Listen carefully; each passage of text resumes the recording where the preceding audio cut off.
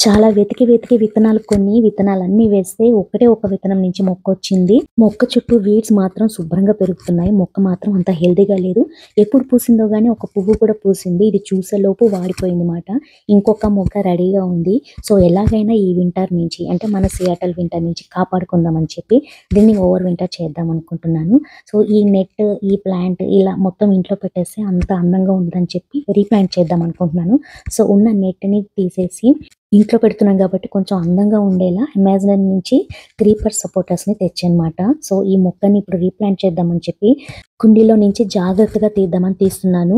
Mother route మటుకు చాలా పెద్దగా పెరిగిపోయి ఎక్కడో కింద స్టక్ అయిపోయింది. దానికోసం నానా తంటాలు పడి మొత్తానికి ఆ రూట్ డ్యామేజ్ కాకుండా నెమ్మదిగా తీసానమాట.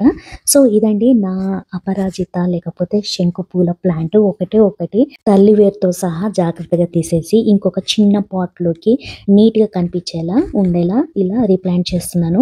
ఉన్న మట్టిని కొంచెం వేస్తున్నాను. కొత్త మట్టిని కూడా వేస్తున్నాను. సో దట్ మొత్తం ఈ వింటర్ మొత్తం ఇంట్లో ఉన్నా కూడా ఇంకా ఎరువులు లేకుండా ఈ మట్టితోనే పెరిగేలా ఉండడం కోసం ఇవి నేను అమెజాన్‌లో నుంచి తెచ్చిన క్రీపర్ సపోర్టర్స్.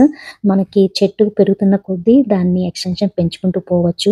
బట్ కుండీలోకి పెట్టుకున్నాక నాకు అర్థమైంది ఇదంతా స్ట్రాంగ్‌గా లేదని, వంగిపోతుంది. ఎలాగోలాగా దీనికి ఇంకొక స్టిక్ సపోర్ట్‌తో దీన్ని నిల్చునేలా చేశానమాట. సో ఇది ఫైనల్‌గా మొక్కనైతే డ్యామేజ్ కాకుండా ఈ కొత్త పాట్‌లోకి రీప్లాంట్ చేసేసాను.